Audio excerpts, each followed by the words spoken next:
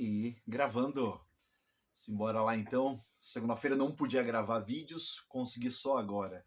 Se você está chegando no canal, toda segunda e sexta-feira, na teoria, a gente está postando vídeos novos aí, sempre sobre cultura nerd, geek, cultura pop de uma maneira geral. Então toda segunda ou segunda e sexta, para ser mais exato, vou estar postando novidades aí que eu vou descobrindo, que eu vou estar relembrando, dividindo aí com vocês. No último vídeo possível, a gente falou aí de um filme de super-herói, né, baseado num quadrinho, que é um filme de quadrinho que fala sobre super-heróis. É uma linguagem metalinguística com kick-ass, né?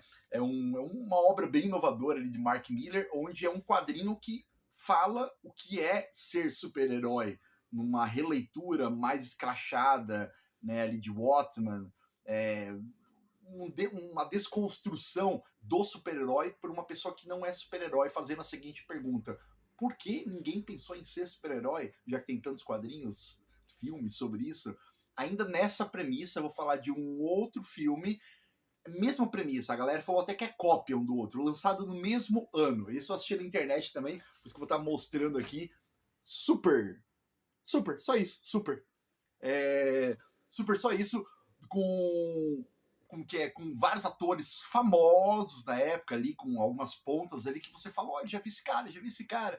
O mais interessante é que ele é o segundo filme do James Gunn. A gente já falou sobre o James Gunn aqui no canal, com o filme Superman, Super-Homem, né? Filme agora, de 2025, e fazendo essa releitura de filmes aí do James Gunn, gosto muito dele, diretor muito ousado, né? Fui resgatar este filme. Vamos falar sobre o diretor, sobre todas as curiosidades deste filme aí. Super é um filme de 2010, do mesmo ano de Kick-Ass, tá ok? Então a base ali dos filmes da Marvel já tinha sido posto nos cinemas. Ter um frescor, um filme que falasse sobre o super-herói de uma maneira sarcástica, agressiva, com humor negro, era novidade. Isso é bem legal. É uma comédia de ação, mas uma comédia mais pautada numa comédia de humor negro. Muito humor negro, muito sadio. Não, nem digo sadismo, mas assim, é um humor negro. É uma releitura sobre o que o cinema faz com filmes de super-heróis numa perspectiva de um diretor muito criativo, que é o James Gunn. Este é um filme de baixo orçamento, tá? Então não espere uma grandiosa produção, nem uma mediana produção igual o Kick-Ass. É um filme de baixo orçamento, é um filme indie que pretende e quer e consegue ser um filme indie, um filme independente. Então você vê uma câmera aqui, daqui a pouco você vê uma câmera ali, daqui a pouco... É como se tivesse uma câmera de escola mesmo, e às vezes um plano aberto, e às vezes a câmera fica quase que em primeira pessoa, daí fica mudando, a pessoa fala, outra pessoa fala, né? Tem uns cortes rápidos, assim.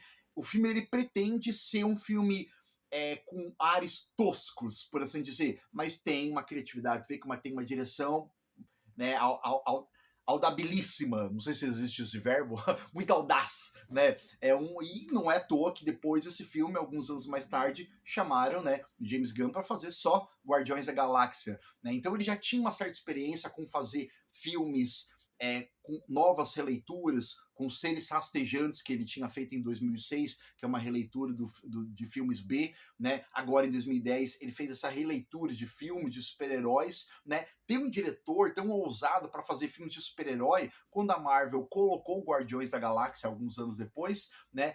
Falaram, por que a gente não dá para esse diretor? São heróis novos, um diretor novo, vamos ver o que dá. E reza a história, vocês sabem, Guardiões da Galáxia são 2, 3, hoje ele é diretor aí da DC Comics Studios, fez o Superman, sempre com aquela visão bem intragável, por assim dizer. Então você tem que estar preparado, porque qualquer coisa... ele mexe com aquela ideia de imprevisibilidade. Qualquer coisa pode acontecer. Meu Deus, o que é isso? É isso, ele não segue um padrãozinho. Mas é nítido que ele fez a tarefinha, a cartilha de casa, porque ele subverte, ele desconstrói filmes de roteiro, clichês, super-heróis, e isso começou desde esse primeiro filme indie. Eu acho o James Gunn um diretor geniabilíssimo, né? Mais opiniões minhas sobre James Gunn, sobre se eu concordei, quem sou eu, mas a minha opinião sobre ele ter feito um grandiosíssimo herói, que é o Superman. Assistam lá o vídeo do Superman, eu dou mais detalhes sobre a carreira dele, né? Esse diretor extremamente criativo, é o que eu posso falar e resumir. O roteiro do filme Super é um roteiro até simplório. Frank é um cara que de meia idade, cerca de seus 40 anos, né? E ele trabalha no fast food, um emprego também mediano, né? Com salário ok. E ele faz isso porque é isso, não esboça se ele não quer crescer muito mais na vida. Ele tem uma vida simplória, ele é uma pessoa que tem uma certa ligação, inclusive, com Deus, faz ali suas orações, né?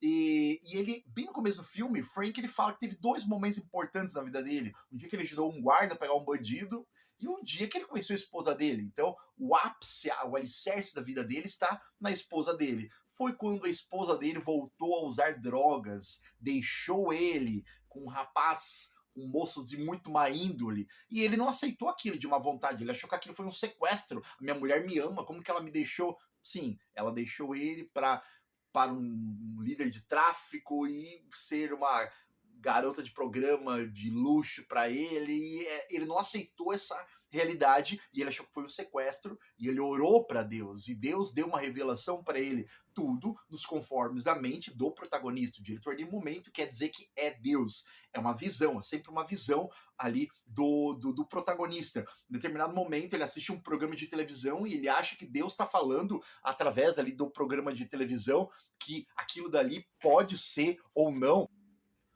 Voltamos aí, tá? Com uma interferência. Então, o protagonista acha que Deus enviou ele para fazer uma missão sagrada de.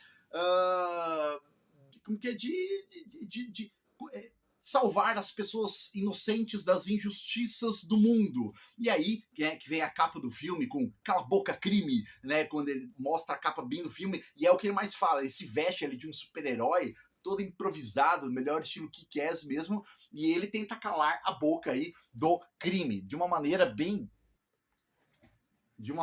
simplória, singela, de uma pessoa boba, inocente, que quer vestir uma roupa, um colã, ser um super-herói. Ele pegou uma chave inglesa e tacava na cabeça dos bandidos para machucar mesmo, um cara doidão, assim, né? Então ele vai começando a assumir essa persona que é o Crimson Bolt, né? O Raio Escarlate, né?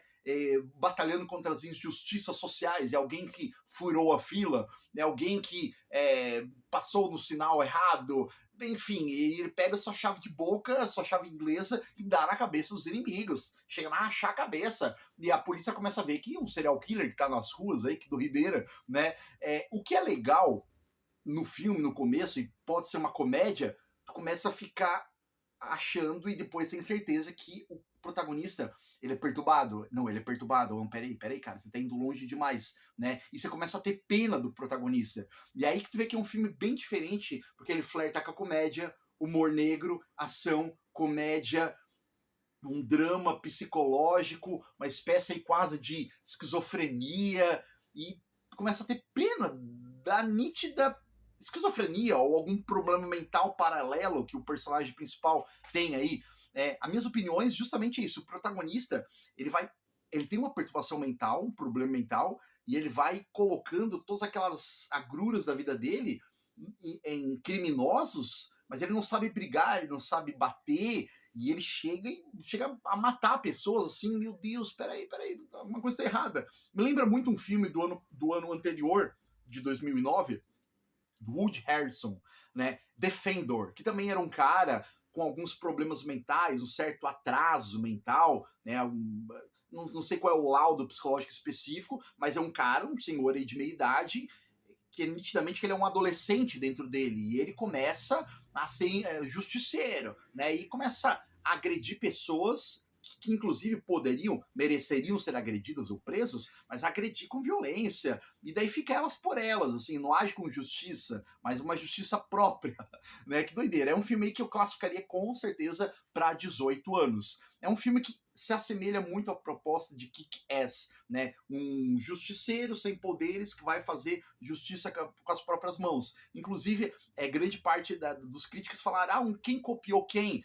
Claro que Kick-Ass, com a sua maior produção, baseado num quadrinho famoso, né, do Mark Miller, a galera falou, tá copiando, mas não. Pesquisei um pouco, tanto Mark Miller, o criador do quadrinho de Kick-Ass, quanto o diretor, na época, iniciante, James Gunn, falaram que eles estavam produzindo o filme paralelamente, os dois se conheciam, e é de se notar que não é o primeiro filme de pessoas que querem fazer justiça sem necessariamente ser super-heróis, né? Claro, o mercado estava cheio de super-heróis, por que não usar isso, né? Ele tem uma mensagem final bem interessante no filme. Ele não coloca como uma redenção do protagonista. O protagonista, no final, ele fala, ó, fiz o que fiz, tinha que fazer, e pessoas morrem, amigos morrem de maneiras brutais no filme. É uma comédia extremamente de humor negro. Alguns atores a se destacar no filme, Ran Wilson, que é o personagem principal, né? Já tinha ali sua carreira com The Office, protagonista típico ali do caricato do The Office. Elliot Page, na época, né? Hoje um ator trans, na época Ellen Page, né? Fazendo o papel de Bolt Girl, né? A sua parceira ali do Crimson Bolt. E ela faz uma menina ali, uma lolita ali de 20 anos e quer ser a parceira romântica, a parceira de aventuras do Crimson Bolt, e o Frank fala, não, você é nova, você não quer estragar sua vida. Nossa, o relacionamento dos dois é bem conturbado. Ellen Page, ela chegou a fazer, olha que curiosidade, alguns filmes de super-herói depois. Em 2006, chegou a fazer X-Men 3 com Kit Pride, se eu não me engano, Kit Pride. Depois ela voltou a fazer X-Men com Dias de Futuro Esquecido, 2014. A série Umbrella Corporation também voltou a fazer uma ponta aí agora aí como Elliot Page, né? Liv Tyler, nossa, eu lembro muito dela como elfa perfeita ali no Senhor dos Anéis, e aqui ela tá drogada, acabada, ser humano no fundo do poço. Interessante ver essa capacidade do ator para fazer papéis aí diferentes. Senhor dos Anéis 2001, né? 9 anos atrás deste filme. Kevin Bacon é o grande malvadão da história. Eu nunca gostei do Kevin Bacon pelos papéis que ele faz. Ele sempre é aquele cara nojento, não sei se ele é assim na vida real, acho que não, mas ele faz uns papéis de nojento, desde o filme lá, aquela releitura do Homem Invisível, O Homem Sem Sombra, de 2000, eu falei, gente, que cara nojento. E todos os filmes que eu vejo dele, ele tem esse papel de nojentão aqui. Aqui é mais um filme como nojentão, assim. É um ótimo personagem que ele faz aí. É um filme que foi investido 2,5 milhões, um pouco orçamento comparado aos padrões hollywoodianos, mas foi um fracasso de bilheteria. Chegou a ter um retorno aí de 593 mil dólares só. Então, mas ao mesmo tempo foi uma bomba. Hoje era considerado um cult, né, entre os fãs, os analistas de filmes de heróis, porque ele mistura muitos gêneros e ele sempre pretendeu ser um filme independente. Né, algumas curiosidades finais do filme. A apresentação do filme é como se tu pegasse todos os personagens do filme, colocasse em papelzinho ali, em bonequinho, em cartoon, né, bem tosco mesmo, e fizesse uma apresentação em musical. Não sei se você está remetendo.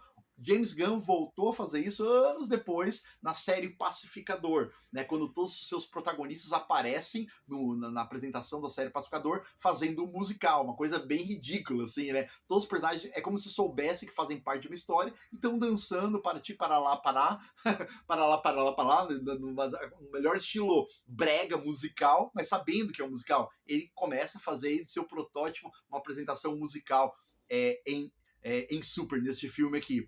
Outra curiosidade é que Crimson Bolt, o herói deste filme, volta a aparecer em outro filme que o James Gunn não dirige, mas ele faz a produção executiva, a produção, se eu não me engano, né, com o filme Brightburn, Filho das Trevas, uma releitura do Superman como um filme de terror. Imagine se um Clark Kent, se um Superman, não é o Clark Kent, mas se um Superman nascesse, que se tornasse uma criança do mal e matasse pessoas. Filme de terror, numa releitura moderna, dark, para o Superman. Quem dirige esse filme são os irmãos do James Gunn. Quem sabe a gente não vai falar sobre esse filme aí no futuro. James Gunn, como produtor, em determinado momento coloca uma foto do Crimson Bolt, uma fotografia, para fazer uma relação de que esse mundo decadente de Super e Brightburn pode ser o mesmo.